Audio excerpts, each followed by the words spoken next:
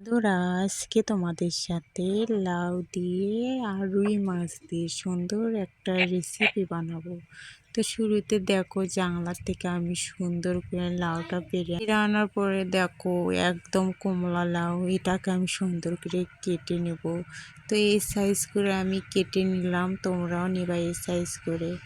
আমি এখানে মরিচ দিলাম পরিমাণ মতন, এখানে হলুদ গুঁড়া দিয়ে দিলাম পরিমাণ মতন, আমি লবণ দিয়ে দিচ্ছি, এখানে আদা রসুন সব কিছু বাটা দিয়ে দিলাম। তো এখানে আমি তেল পরিমাণ মতন দিয়ে এর ভিতরে জিরেটা দিয়ে দেবো। এখন সুন্দর করে তেলেন দিয়ে দেব, এই যে সুন্দর করে নেড়ে চেড়ে মিক্স করে এটা এখন ঢেকে দিতে হবে। তো এই যেমন নাড়া হয়ে গেছে ঢেকে দেবো।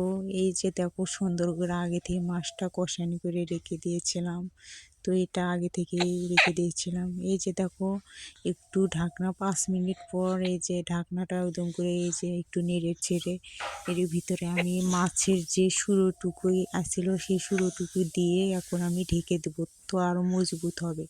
এই যে দেখো কত সুন্দর নরম হয়ে এসেছে, এই যে দেখো কত সুন্দর।